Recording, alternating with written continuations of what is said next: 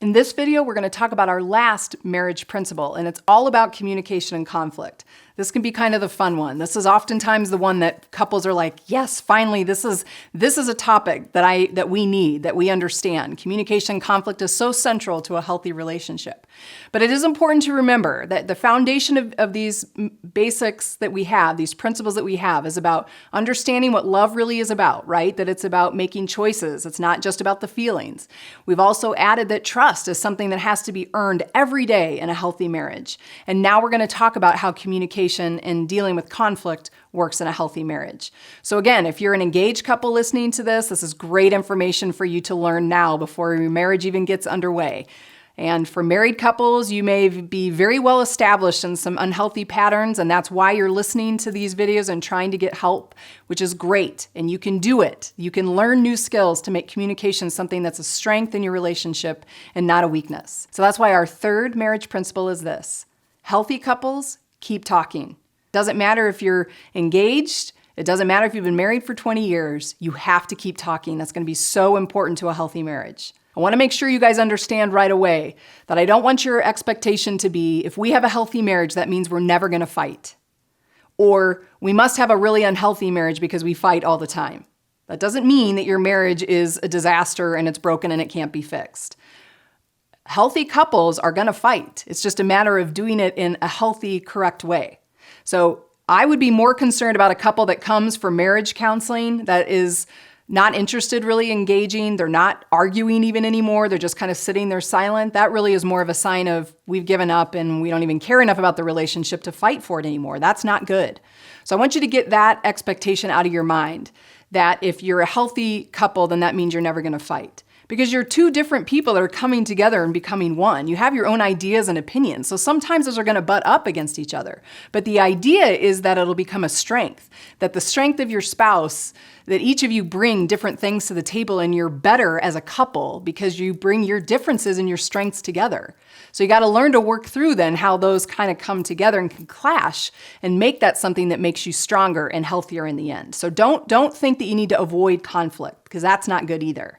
So if you're going to communicate in the right way, if you're going to fight in the right way, then I want to start with the 3 bad habits that you definitely want to avoid if you want to have healthy communication. So let's talk about those for a minute. The first unhealthy pattern and habit that you do not want to bring into your relationship is escalation. And here's what that means. The escalator is a person that just yells, raises their voice, changes their body language, and kind of becomes aggressive in times of frustration or anger.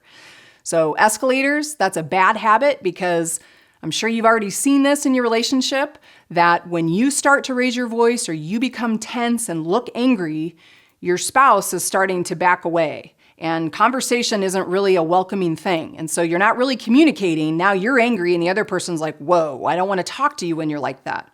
So escalation is a bad habit. The next bad habit is the person that withdraws. So that's the person that's like, I'm going to avoid conflict at all costs. So I'm not going to say anything. I'm not going to be truthful about my feelings. I'm not going to challenge when my feelings are hurt, or I'm not going to say that hurt my feelings when you said that. I'm just going to keep my mouth shut and just pretend like it, just sweep it all under the rug.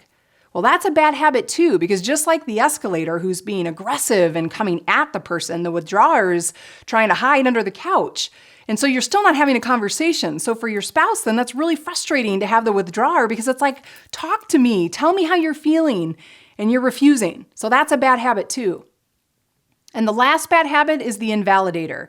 Invalidation is a terrible habit to have. And the invalidator is the person that in conflict or frustration says things like, forget it, you don't understand, you don't get it, you don't get me, or that's stupid how you feel, or that emotion's dumb, and just kind of make your spouse feel like how you feel or how you think is ridiculous. That's an invalidator. That's not a good habit either, because who wants to have a conversation with someone that makes them feel like they're stupid or not smart enough to be in a conversation? So those are 3 bad habits that we want to avoid. So identify which one you are more likely to have. You might be all 3, but we all have these bad habits in our life. So identify it and recognize the habit you need to fight against in your own communication. So now that we've established some bad habits, we want to talk about, well, what are the good habits? What's the right way? What's the right way to communicate? What's the right way to fight? Well, it needs to start with having the right heart and perspective. And it comes from Ephesians. And I want to read this passage to you because it's a very challenging passage for all of us to think about when we're thinking about communication, especially in times of conflict. And here's what it says. Don't use foul or abusive language. Let everything you say be good and helpful so that your words will be an encouragement to those who hear them. Now there's a good test. You want to have good, healthy communication? Don't say anything that's hurtful, foul, abusive, and only say things that are encouraging and are helpful and beneficial to the person listening. Now that is great, but that is hard to do, right? Especially when we're hurt and upset.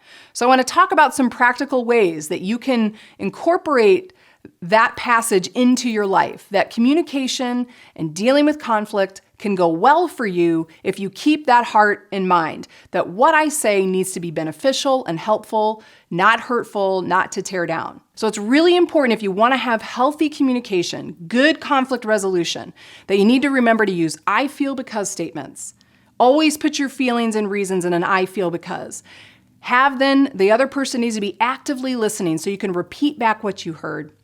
And then the last piece of that is you want to get to solutions. So what are we going to do next time to avoid this argument? What can I do differently in the future? And have that conversation. And I promise you, if you work on that and you use those tools, you will see that communication will be easy. And when conflict arises, you're going to move through it quickly.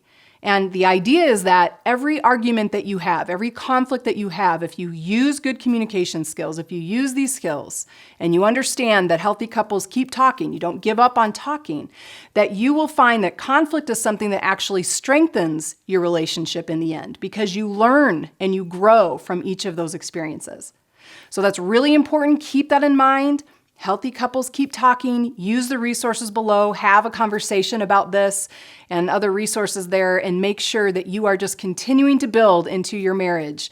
And communication and conflict, it doesn't have to be something to fear.